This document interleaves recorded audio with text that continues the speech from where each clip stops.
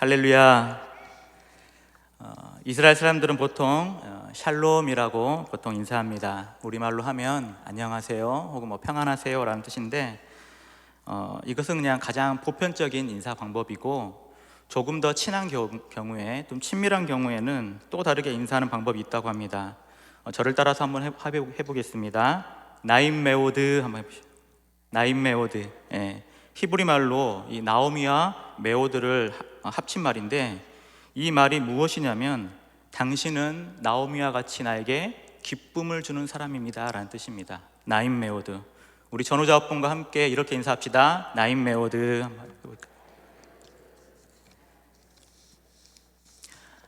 이 룻기 3장은 룻기 전체의 이야기를 볼 때 가장 클라이막스, 그러니까 가장 절정에 해당되는 부분입니다. 나오미의 며느리 룻과 또한 보아스의 그 만남, 그리고 그 타작마당에서 했던 그 약속들을 볼 때 하나님께서 얼마나 이 나오미와 룻을 사랑하셨고, 보아스를 통해서 구원의 역사를 베푸시는 그 면을 통해서 우리가 이렇게 하나님의 은혜를 받는구나, 바로 이러한 기쁨과 소망을 우리가 함께 누려가는데, 바로 이것이 기원이 돼서 이스라엘 백성들은 조금 더 친밀한 경우에 나임 메오드, 당신에게 나오미와 같은 그 기쁨이 함께 할 것입니다, 혹은 당신을 보니 그 기쁨이 충만합니다 라고 이렇게 인사를 하는 것입니다. 오늘 본문은 크게 세 부분을 조금 볼 텐데, 첫 번째 먼저 1절부터 5절입니다. 이 부분은 나오미가 룻과 보아스를 중매하려는 그런 계획들이 나오게 되는데, 먼저 본문 1절을 보겠습니다. 룻의 시어머니 나오미가 그에게 이르되, 내 딸아, 내가 너를 위하여 안식할 곳을 구하여 너를 복되게 하여야 하지 않겠느냐 라고 말합니다. 룻기 3장에 들어서 이제 나오미의 인생에 참으로 큰 믿음의 변화가 일어났다라고 볼 수가 있는데, 그건 뭐냐면 우리가 룻기 1장, 2장 좀 오랫동안 이렇게 기간을 두고 봤었는데, 룻기 1장에서 보게 되면 나오미의 인생을 한마디로 요약하면 그녀의 인생은 텅 비어버린 인생이었습니다. 왜냐하면 그녀의 인생 가운데 의지가 됐던 남편도 잃었습니다. 그나마 소망했던 두 아들도 잃었습니다. 고대 이스라엘의 여인이 홀로 과부로 지낸다는 것은 가장 비참한 중에 가장 불쌍한 계층에 처하는 그러한 안타까움이 있는 것인데, 나오미가 그 상황 가운데 남편과 두 아들을 잃었습니다. 자신이 가지고 있는 모든 것을 잃었다고 해도 과언이 아닐 정도로 모든 것을 잃은 인생, 더 이상 소망이 없다 할 그때에 그녀가 할 수 있는 것은 베들레헴으로 돌아가자, 빌어먹더라도 베들레헴 돌아가서 고향 땅에서 내 인생을 마감하자, 바로 그 결단을 가지고 베들레헴에 돌아왔는데, 사람들이 막 몰려와요. 너 나오미 아니냐, 나오미가 아니냐고 묻는 그 질문에 2장에 보게 되니까 나오미가 사람들에게 나를 나오미라 부르지 말라고 합니다. 대신에 이렇게 부르라 하죠. 뭐였죠?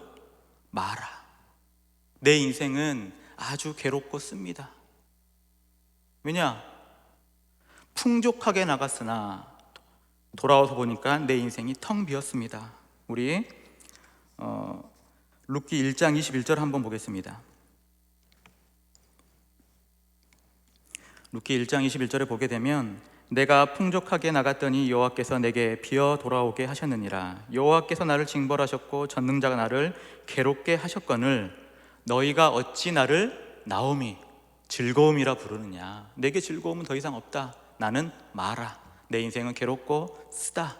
바로 그렇게 불러달라는 겁니다. 그런데 그렇게 텅 비어버렸던 그 인생 가운데 한 줄기 소망의 빛이 이제 일어나기 시작합니다. 그게 이제 2장의 내용이었는데, 2장에서 가장 핵심의 인물은 보아스입니다. 우연히 만난 그 보아스를 통해서 나오미는 소망을 품게 되는데, 나오미가 소망을 품는 이유, 그 룻기 2장 20절 한번 보겠습니다. 룻기 2장 20절. 나오미가 자기 며느리에게 이르되, 그가 여호와로부터 복받기를 원하노라. 그가 살아있는 자와 죽은 자에게 은혜 베풀기를 그치지 아니하도다 하고, 나오미가 또 그에게 이르되, 그 사람은 우리와 가까우니 우리 기업 물을 자 중에 하나이니라 하니라. 나오미가 전심으로 보아스를 축복하는데 축복의 이유는 두 가지죠. 첫째는 거의 죽어가던 소망이 없던 자신에게 베푼 그 선대를 했던 그 은혜가 있었기 때문에 룻에게 이삭을 충분히 딸 만한 그런 밭을 제공할 뿐만 아니라 심지어 룻에게는 따로 한 에바나 되는, 그러니까 양으로 치면 한 일주일을 넉넉히 먹을 양을 하루 만에 다 거두게 하였습니다. 그러한 세대의 은혜를 베풀었던 그 보아스, 그리고 더 중요한 것은 보아스가 엘리멜렉의 친족, 그러니까 기업을 물을 그러한 고엘 제도가 있었는데 그 중에 그 한 사람, 바로 보아스가 바로 그 사람이다. 여기서부터 나오미의 인생이 달라지기 시작해요. 여기서부터 나오미의 인생이 바라보는 그 시선이 변화하기 시작합니다. 이전에는 나는 완전히 망해버렸습니다. 내 인생 도대체 무슨 소망이 있고 무슨 낙이 있습니까? 너희들이 아무리 나를 나오미라 부를 때 오히려 괴롭다는 거예요. 내 인생의 즐거움이 어디 있느냐. 나는 텅 비어버렸다는 거예요. 그런데 그러한 막막한 인생 가운데도 하나님은 그 굽어 살피시는 은혜, 보아스를 통해서 한 줄기 소망을 보고 나오미의 그 시선, 절망과 고통 가운데 몸부림치는 것이 아니라 이제는 소망과 기대와 위로를 경험하는 그러한 믿음의 시선으로 나오미를 탈바꿈하는데, 그게 바로 오늘 본문의 3장 1절입니다. 다시 한번 보게 되면 룻의 시어머니 나오미가 그에게 이르되 내 딸아, 내가 너를 위하여 안식할 곳을 구하여 너를 복되게 하여야 하지 않겠느냐. 이전에 나오미가 베들레헴에 돌아왔을 때는 어떠한 살아갈 그런 강력한 의지가 없었습니다. 이삭을 주우러 가야 그날 하루 먹을 양식을 얻는데도 불구하고 나오미는 이삭을 주우러 가지 않아요. 룻이 주우러 가요. 체념한 듯 살아가는 그 인생 가운데 변화의 시작, 룻의 그 앞날을 위해서 이렇게 질문합니다.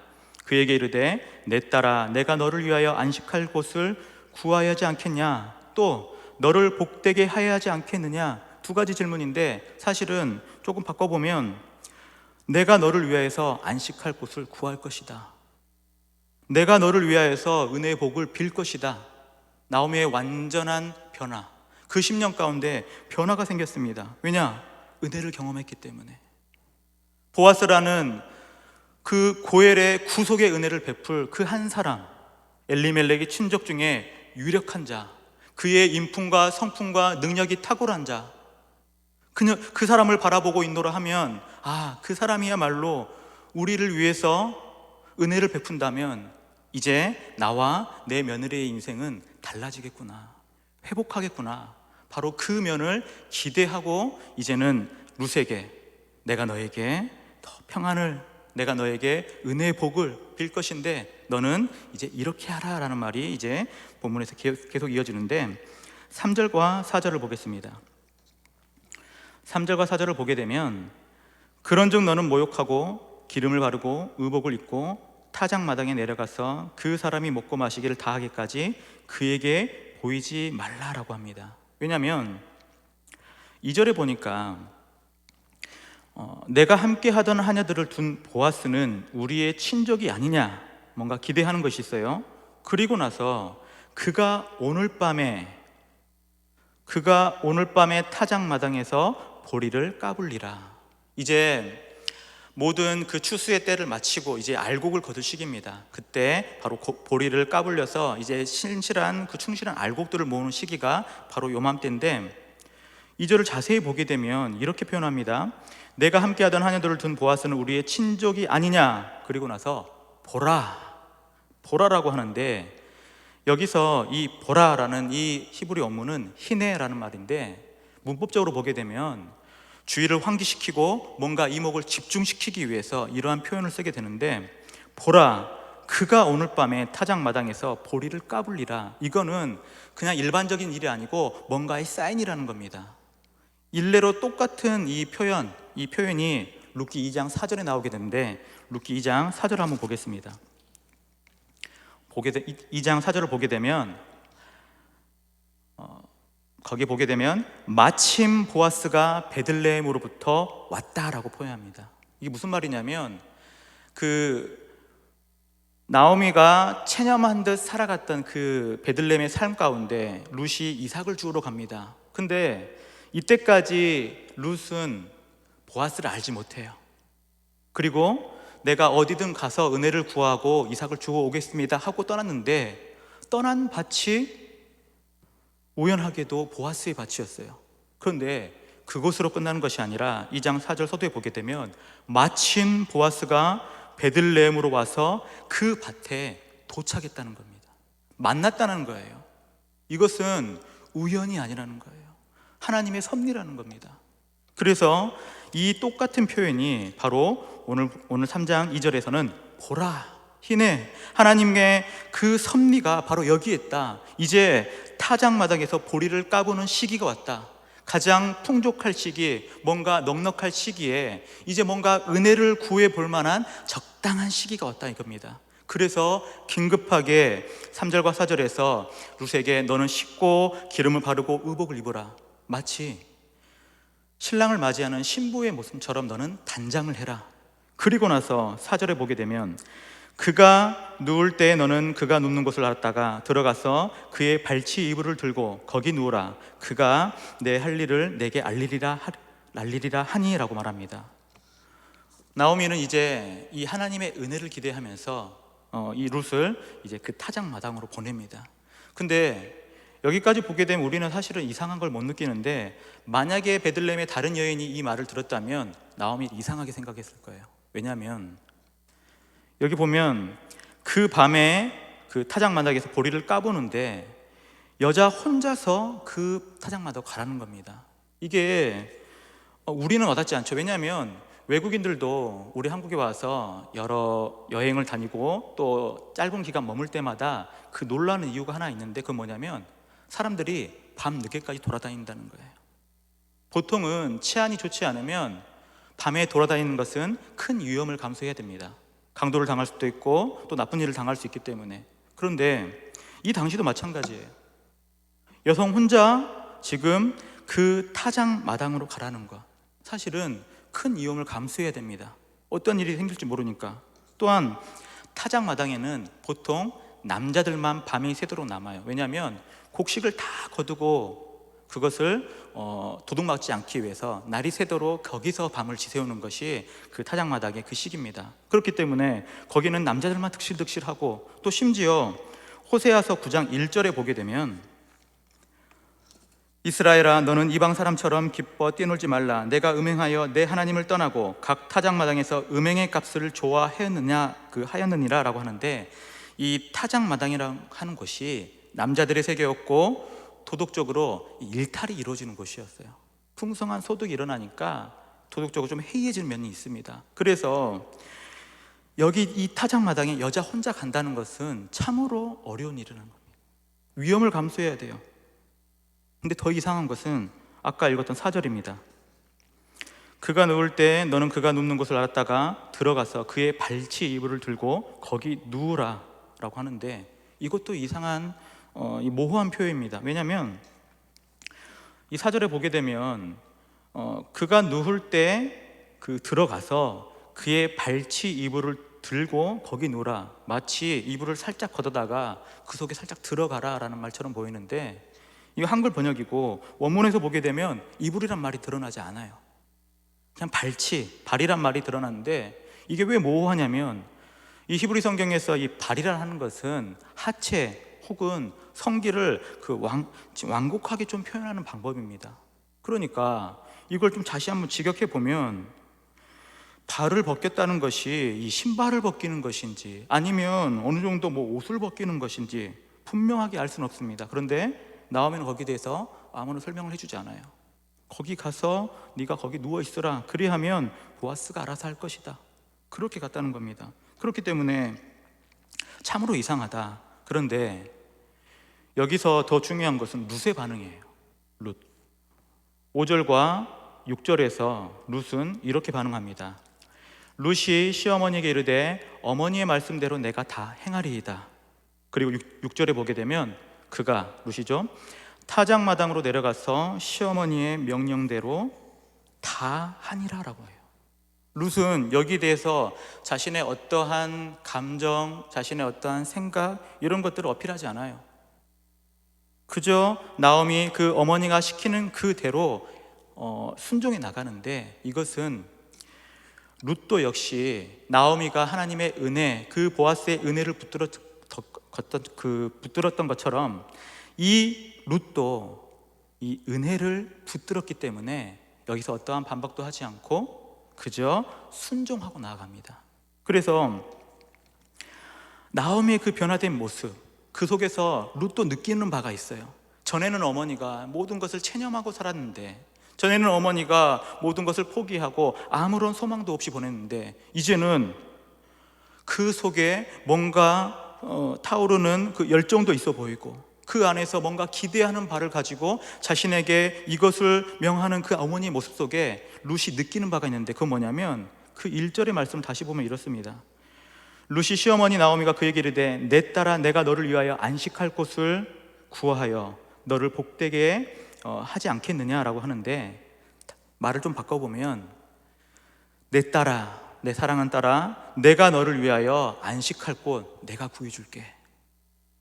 내 딸아, 내가 너의 그 인생에 정말 복이 있기를 내가 정말로 간구하고 너를 위해서 기도할게, 이 말인 거예요. 그래서 제법 위험하고 이상해 보이지만 이 3, 4절의 명령을 나오미의 그 명령을 룻은 순전히 따라요. 왜냐?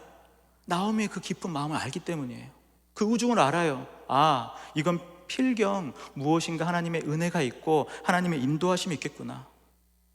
나오미의 그 하나님, 이제는 나의 하나님이다 고백했던 그 룻에게도 은혜를 붙드는 믿음이 있었기 때문에 이러한 순종의 모습으로 나아가게 되는 겁니다. 그리고 그녀는 나아갑니다.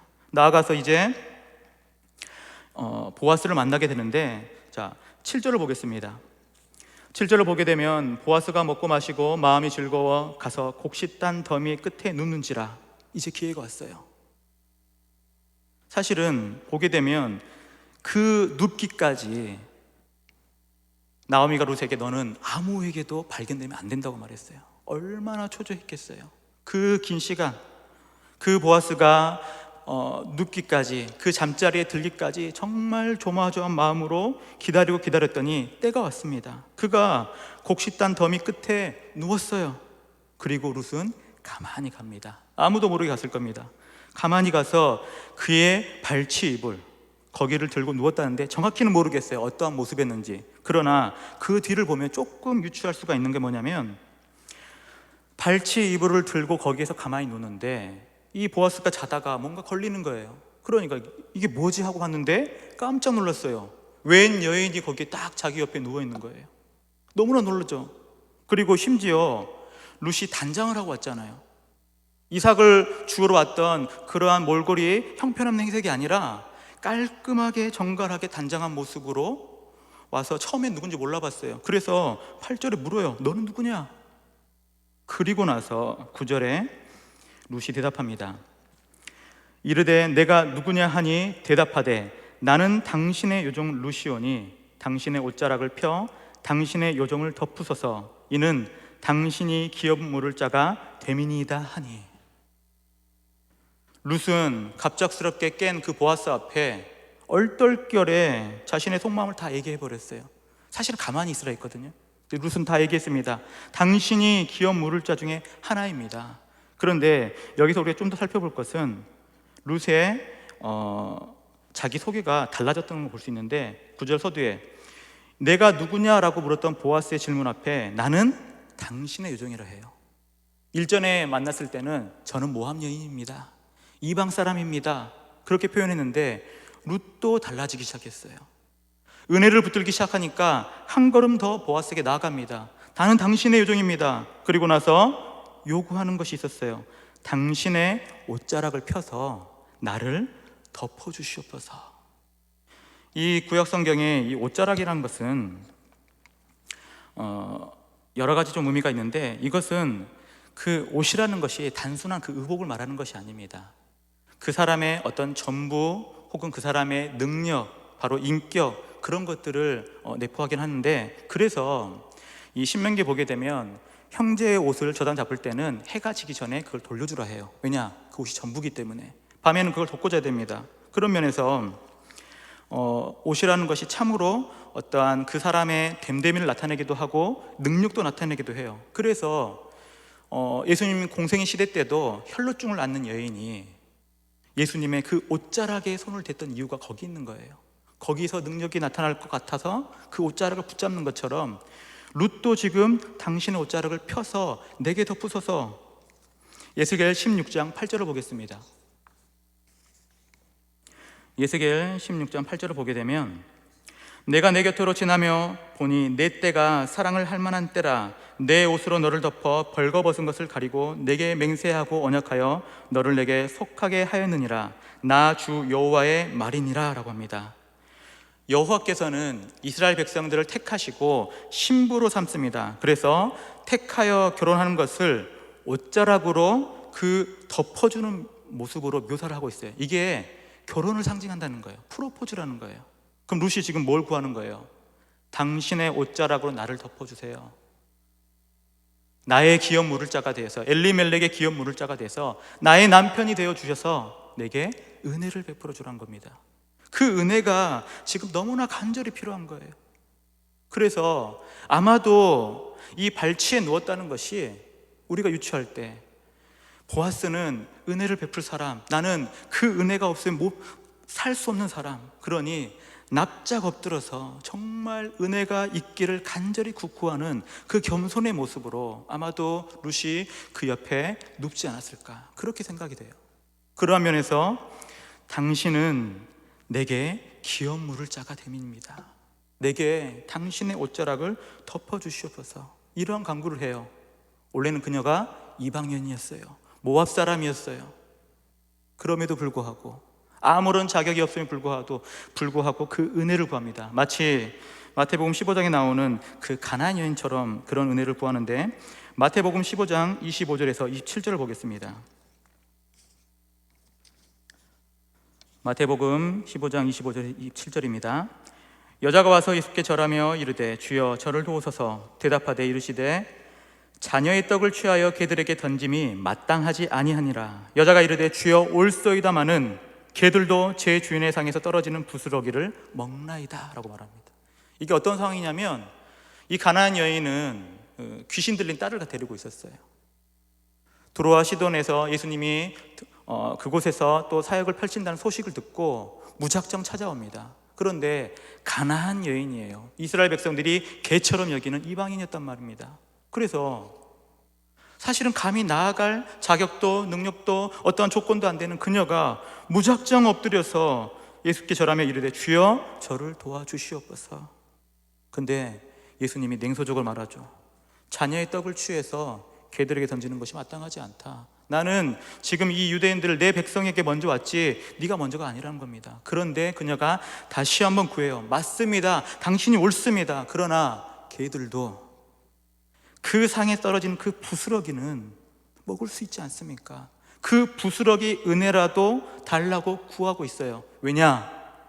그 부스러기 은혜를 베푸는 자가 예수님이기 때문에 그것이라도 붙들면 족하다 이겁니다. 그래서 예수님이 이 여인을 향해서 마태복음 15장 28절에 이렇게 대답합니다.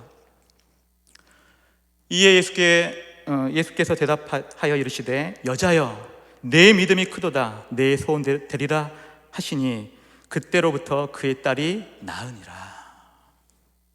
여인은 부스러기라도 좋아요.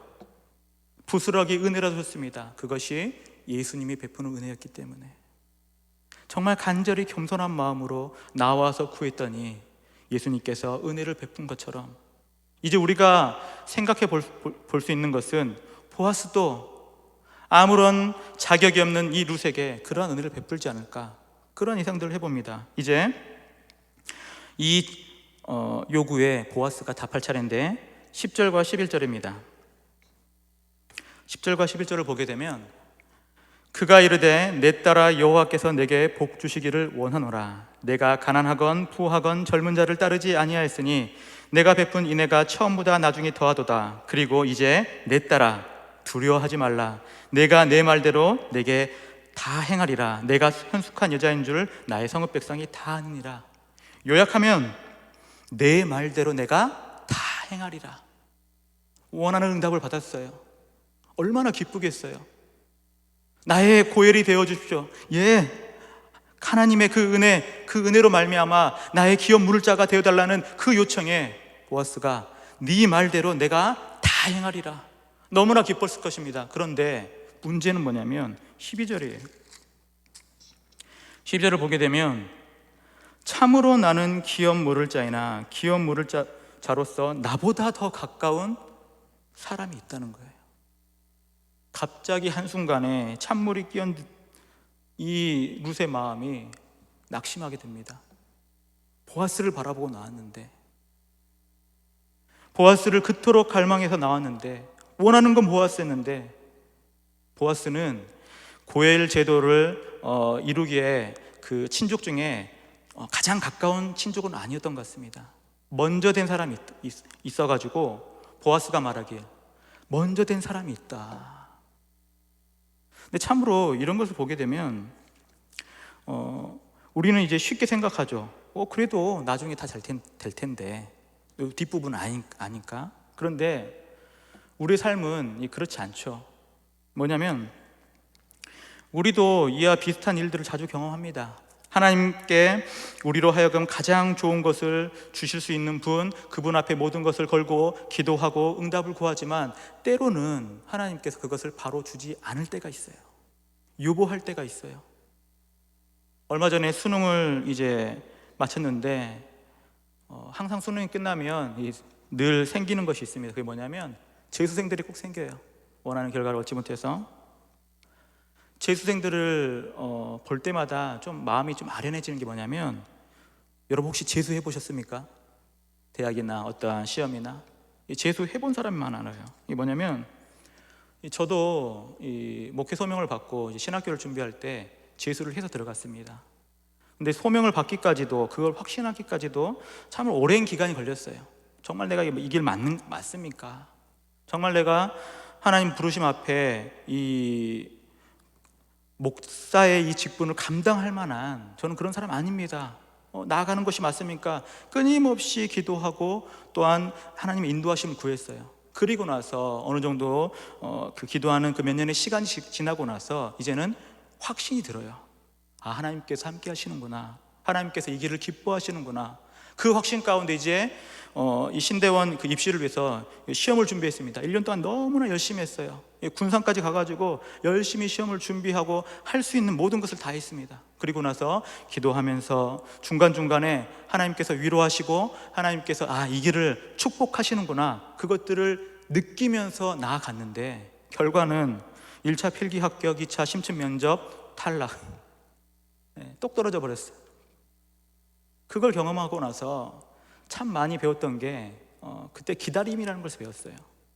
이것이 분명히 하나님의 뜻인 줄 알겠어요. 그러나 제가 생각하는 때에, 제가 생각하는 그 시기에 이 모든 것들이 제 마음대로 이루어지질 않더라고요. 우리 인생도 마찬가지예요. 하나님의 뜻과 하나님의 섭리 안에 우리는 살아갑니다. 우리는 믿음을 가지고 예수 그리스도를 우리의 주라 시인하며 천국을 소망하며 살아요. 결국엔 천국 가겠죠? 그러나 그 살아가는 삶에 그 이미 완성된 하나님 나라, 아직 완성되지 않는 그 하나님의 그 재림 사이에 우리는 거기에 끼어서 그 긴장 가운데 놓여 있는데 여전히 하나님의 뜻을 구하며 하루하루 살아가는 것이 우리의 인생이에요. 우리도 마찬가지죠. 뒤에 있을 일을 본인이 뭘 어떻게 알겠습니까? 당장은 실망감이 들죠. 고엘이 되어 주시옵소서 했더니 그래 대줄게, 하지만 나보다 더 가까운 친족이 있다는 그 말에 얼마나 실망했겠어요. 근데 그것이 우리의 인생에도 여전히 반복되는 것입니다. 얼마든지 우리의 인생에도 이러한 일들이 반복이 돼요. 내 계획과 내 생각의 때, 하나님의 계획과 하나님의 때는 다르기 때문에. 그래서 하나님이 이걸 통해서 한 가지 우리를 통해서 배우게 하시는 면이 뭐냐면, 하나님의 은혜를 확 붙들게 만들어요. 결코 이것이 내 능력, 내 자격으로 얻어진 것이 아니구나. 나는 결국에 하나님 앞에 아무런 이 은혜를 받을 만한 공로도 없고 자격이 없는 사람이라는 것을 깨우치게 만들어요. 그리고 그 기다림에 또한 기나긴 시간 가운데 하나님이 그토록 나를 끔찍히 사랑하시고 나의 모든 삶을 굽어 살피시고 일하시는 하나님이라는 것을 또한 발견하게 합니다. 그것이 나오미가 바라봤던 하나님의 섭리였어요. 모든 것을 잃었다고 생각할 때에 베들레헴에서 자기 백성을 돌보시는 하나님의 은혜의 소식을 듣게 하셨고, 텅 비어 돌아와서 참으로 부끄럽고 참으로 사람들 앞에 나서지 못할 그때에도 오히려 하나님은 보아스라는 인물을 통하여서 소망의 빛을 보게 하면서 그녀의 인생 가운데 점점 하나님이 일하고 있음을 보여주었다는 겁니다. 룻에게도 마찬가지예요. 룻에게도. 그래서 이 13절과 14절을 보게 되면 이제 보아스가 약속하는 면이 있는데, 먼저 13절을 보겠습니다. 13절을 보게 되면 이 밤에 여기 머무르라. 아침에 그가 기업 물을 자의 책임을 내게 이행하려 하면 좋으니 그가 그 기업 물을 자의 책임을 행할 것이니라. 만일 그가 기업 물을 자의 책임을 내게 이행하기를 기뻐하지 아니하면, 여기부터 중요합니다. 여호와께서 살아계심을 두고 맹세하노니 내가 기업 물을 자의 책임을 내게 이행하리라. 보아스가 맹세를 해요. 여호와의 살아계심을 두고. 이것보다 더 큰 위로가 어디 있을까요? 여호와의 살아계심을 두고 그 유력한 자, 그 보아스가 룻에게 약속합니다. 그리고 나서 14절에 보게 되니까 룻이 새벽까지 그의 발치에 누웠다가 사람이 서로 알아보기 어려울 때에 일어났으니 보아스가 말하기를 여인이 타작마당에 들어온 것을 사람이 알지 못할 것이라 하였다. 여기 보게 되면 이제 그 앞전 절에서 모든 궁금증이 해소가 돼요. 룻은 정말 겸손히 보아스 앞에 엎드렸고, 보아스는 룻에게 어떠한 몸에 손을도 대지 않고 오히려 그가 수치를 당할까 아무도 모르게 이 길 빠져나가라, 그렇게 배려하는 보아스의 그 배려를 보게 되는데, 여기서 더 중요한 것은 이겁니다. 그냥 보낸 것이 아니었어요. 그냥 보낸 것이. 자, 15절부터 17절을 보게 되면 이렇게 말합니다. 보아스가 이르되 내 겉옷을 가져다가 그것을 펴서 잡으라 하매 그것을 펴서 잡으니 보리를 6번 대어 룻에게 지어주고 성읍으로 들어가니라. 16절에 룻이 시어머니에게 가니 그가 이르되 내 딸아 어떻게 되었느냐 하니 룻이 그 사람이 자기의 행한 것을 다 알리고, 17절 여기 한 번 더 중요한데, 이르되 그가 내게 이 보리를 6번 대어 주며 이르기를 빈손으로 내 시어머니에게 가지 말라 하더이다 하니라 라고 말해요. 자, 여기서 우리가 좀 주목할 것이 있는데, 자, 보리를 데워줘서 보냅니다. 빈손으로 보내지 않았어요. 그런데 여기 보게 되면 15절과 17절에 반복되는 표현이 있는데, 보리를 6번 데워 주었다라고 나와요. 보리를 6번 데워 주었다. 근데 이게 도대체 얼마만큼의 양인지는 알려주지 않아요. 이게 여섯 에바인지 호멜인지 스아인지 어떠한 단위도 말하지 않아요. 그런데 횟수는 강조합니다. 몇 번이요? 6번. 6번을 강조하면서 6번을 퍼주었고, 룻은 나오미에게 6번을 퍼주었습니다 라고 말해요. 근데 이게 참 의미가 있다고 생각해요. 뭐냐면 이스라엘 백성들에게는 그 숫자 하나하나에 그 고유한 의미를 부여합니다. 예를 들면 완벽, 안식의 수로 7, 7을 둘 수 있는데, 7이란 수에는 그 완전함이 그 안에 들어있어요. 그래서 7째 날에 안식하고 7째 날에 모든 것이 평안했다, 이런 부분들이 우리가 알 수 있는데, 반면에 6은 7에 하나 빠진 수죠. 이 6은 부족하다 혹은 비슷하다라는 뜻을 가지고 있는데, 이것이 긍정으로 쓰일 때도 있고 부정으로 쓰일 때도 있어요. 부정적으로 쓰이면 이 요한계시록 대표적으로 짐승의 수 666 나오죠. 그 부족한 수. 근데 이것이 꼭 부정적으로 쓰이는 것이 아니라 긍정적으로 쓰이는 부분도 있는데, 이것이 뭐냐면 6은 7이라는 완전으로 가는 마지막 단계라는 거예요.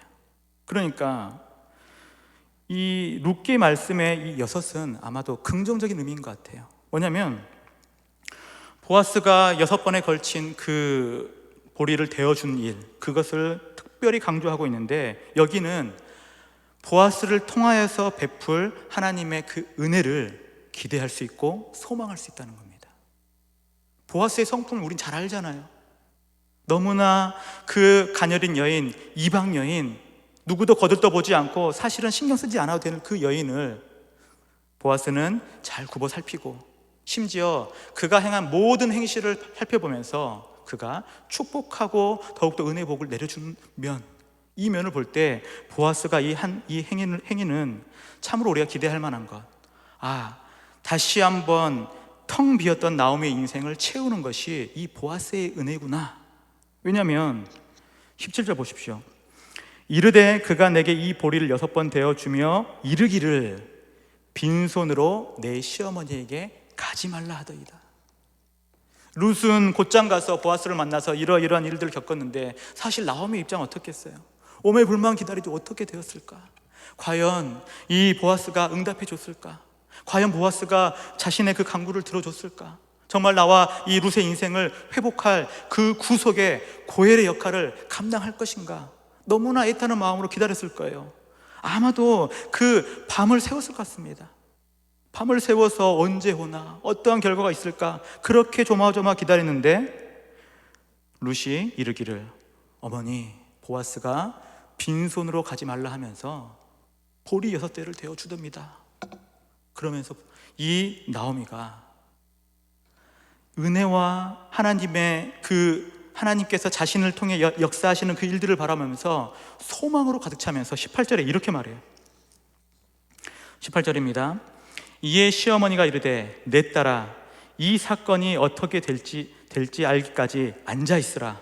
그 사람이 오늘 이 일을 성취하기 전에는 쉬지 아니하리라 하니라. 뭘 기다리는 거예요?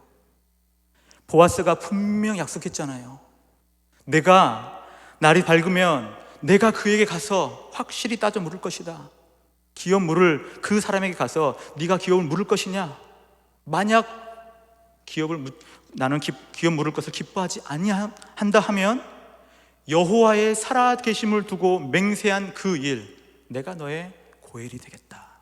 내가 너의 구속자가 되겠다. 그 약속, 나오미는 그것 하나를 이제 바라보는 거예요. 그걸 붙드는 겁니다. 그래서 룻도 위로를 하죠. 낭망하지 말고 앉아있으라. 우리 기다려야 된다. 또한 이 사건이 어떻게 될지 알기까지 앉아있고, 그 사람이 오늘 이 일을 성취하기 전까지는 우리 쉬지 말아야 된다. 뭘요? 기도하기를, 하나님의 은혜 구하기를 우리 쉬지 말아야 된다. 그러면서 그 은혜를 붙드는 이 나오미를 볼 때 우리가 한 가지 얻어지는 깊은 교훈이 있습니다. 그건 뭐냐면, 은혜를 붙드는 사람에게 은혜를 베푸시는 하나님의 그 응답을 우리는 알 수 있다 이거예요. 뒤의 일을 너무나 잘 알잖아요. 물론 과정 가운데 있지만 우리는 보아스가 룻을 맞이해서 결혼하고 그의 가문과 엘리멜렉의 그 가문을 다시 일으켜 세우는 그 면을 우린 잘 알고 있습니다. 그러나 언제나 중요한 것은 뭐냐? 과정 중에 있을 때는 그것을 기대하지 못할 때도 있다는 겁니다. 그런데 우리의 삶 가운데 다시 한번 우리가 기억해야 할 것은, 우리는 우리의 일의 모든 결국과 우리의 마침을 잘 알고 있습니다. 하나님 우리와 함께 하시고, 하나님 우리를 구원하시고 영원토록 우리와 함께 하실 것입니다. 우리는 이걸 믿고 살아요. 그러면 우리가 이 땅을 살아간 이 삶은 하루하루가 하나님 나라로 향해 가는 과정일 뿐인 겁니다. 소망은 하나님께 있고 하나님의 일하심을 우리는 날마다 바라보면서 기쁨과 소망이 넘칠 수밖에 없는 거예요. 마치 이것과 같아요. 뭐냐면 여러분, 월요병은 있어도 금요병은 없습니다. 무슨 말이냐? 한 주에 다시 시작할 때 월요일 날 이 부담과 이 스트레스가 아주 극에 달하는데, 금요일 오후에는 아무도 그렇지 않아요. 왜냐? 뒤에 휴일이 있기 때문에. 근데 이게 성도의 삶하고 밀접하게 연관이 있다고 봐요. 뭐냐면 성도의 삶의 모든 일생에는 다 금요일 오후의 삶이에요. 왜냐? 그 후에 완전한 안식이 있기 때문에, 그 후에 하나님이 일하시는 역사하심이 있다는 것을 분명히 알기 때문에 우리는 낙담하지 않아요. 낙심하지 않아요. 체념하지 않습니다. 끊임없이 하나님께서 내게 오늘 하루도 어떠한 은혜를 베푸실까, 그것이 기대되는 것이 바로 성도의 삶, 곧 은혜를 붙드는 삶입니다. 우리의 고엘, 우리의 구속자 되신 예수 그리스도죠. 예수님도 여전히 우리의 모든 죄악을 주의 보혈로 덮으시고 지금도 살아 역사하셔서 우리를 위해 중보하고 계세요. 언제까지요? 주님 다시 오실 때까지. 요한복음 13장 1절 보겠습니다. 요한복음 13장 1절 우리 함께 읽겠습니다. 시작. 6월절 전에 예수께서 자기가 세상을 떠나 아버지께로 돌아가실 때가 이른 줄 아시고 세상에 있는 자기 사람들을 사랑하시되 끝까지 사랑하시니라. 아멘. 끝까지 사랑하시는 하나님의 은혜, 바로 그것이 저와 여러분에게 있을 때 우리는 낙심하지 않습니다. 우리는 소망을 품습니다. 그렇기 때문에 우리는 이 코로나 시대에도 하나님의 은혜를 바라보며 우리는 소망을 품을 수 있게 되고 낙심하지 않을 수 있고, 또한 아무리 어려움을 당하고 우겨싸움을 당하고 낙심한 일이 반복돼 일어날지라도 하루 더 가까워지는 그 하나님의 나라가 또 오늘 하루 더 가까워졌기 때문에 우리는 오직 소망을 붙드는, 은혜를 붙드는 그 믿음의 삶을 살아가는 것입니다. 사랑하는 우리 모든 성도 여러분, 바로 이러한 면에서 하나님의 놀라운 섭리, 일하시는 하나님의 크신 사랑, 그리고 어떠한 경우에도 낙심하지 말아야 할 그 소망의 이유를 붙드시는 우리 모든 믿음의 백성들 되시기를 주님의 이름으로 축원합니다.